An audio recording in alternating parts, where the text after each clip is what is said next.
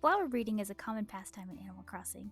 It's a nice way of decorating your island while showing off the dedication it takes to get certain flowers. A dedication I've never had. Until now. If you saw my weeding video, you'll know I met the one and only Shino. I've wanted her on my island for literally years, and I've never been able to find her. So obviously, I had to find something else to do with this island, while Shino and I became best friends. So in the meantime, I'm going to try and grow my first blue rose. This will take quite a while. Let's get started. Okay, so I haven't been on the island since all the snow melted, so let's see what we're working with. Oh my god, did I leave all that stuff lying around? Oh, it's only getting worse. Since I started with pansies on my island, we'll have to time travel until we find seeds for roses. Since Leaf only stops by every 1 to 2 weeks on a random weekday, we'll also be checking Nook's Cranny every day, despite the fact that roses are rarely offered. Oh my god, why are y'all crowding me? 1, 2, 3. Oh look, he's here! This might not be totally necessary, but I bought seeds from Leaf in the hopes that it would change his stock the next time he was on the island, and after 20 in-game days, Leaf finally pulled through. Nearly 2 hours of my life for these roses. Now the real fun can begin. I cleared the area in front of resident services for this little experiment and began planting the roses. I'll be using the flower breeding method known as the fish method. This method relies on color rather than gene testing, and is by no means the quickest way to get a blue rose, but it feels like the most beginner-friendly way. For a lazy florist such as myself, the choice was obvious.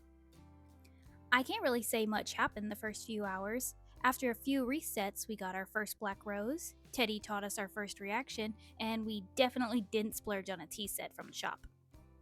While waiting for the purple rose to grow, I was reminded that Renee lived on my island. She heard about the daunting task we'd taken on and taught us the cold chill reaction. Hilarious, Renee. Absolutely nuts. It seems that talking to her was the right thing to do, though, because after only a few more resets, we got the purple rose. And another. And another.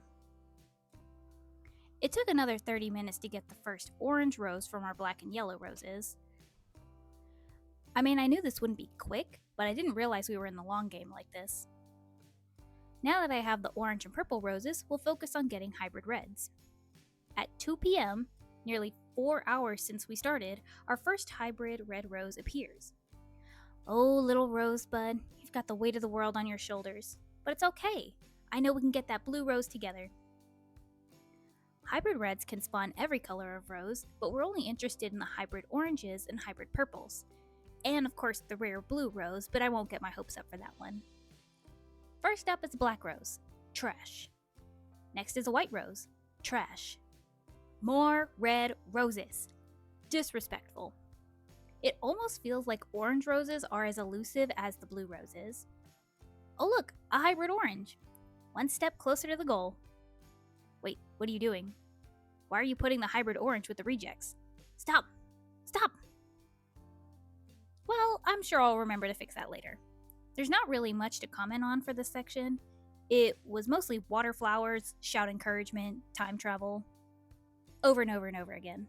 At least the rain saves me from watering all these flowers sometimes. Oh my god, it's absolutely pouring out there! Tom Nook, Mabel, y'all get inside! This is no time for announcements. Ooh, so scary. Okay, since it's raining, we won't have to use the watering can. Ooh, yes, another hybrid red. At least there's a reward for going out in the middle of a hurricane. Now it's time to head on home. I have to say, every time I start to doubt myself, my roses give me crumbs to carry on. A few days later, I realized my mistake and started a new section for the hybrid orange, and waited ever so patiently for hybrid purples. And I thought the oranges were elusive. By the time we got the first hybrid purple, we already had 5 hybrid oranges. I had to put some off to the side because there weren't enough purples to pair with. While my hybrid orange and purple roses worked on making some super special orange roses, I started working a bit off camera. This part is tedious and frankly really boring. There were weeks at a time where nothing would grow, then suddenly there were new roses everywhere, but they weren't the ones we were looking for. Like I said, really boring. The super special oranges were growing very well. I was kind of surprised just how well, considering other hybrids were giving me so much trouble, but hey, I'm not complaining.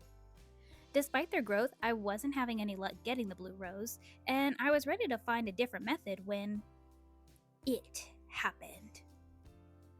Oh. What is that? Oh my god. My first blue rose.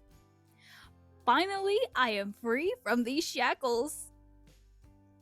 Red hybrids really came through on this one, which is a bit surprising. There's not a lot of concrete information I could find, but allegedly, it's about a 1% chance of getting a blue rose from the hybrid reds, but it jumps to 6% if you water them. Allegedly. So, we successfully grew a blue rose using the fish method. Let's look at the numbers.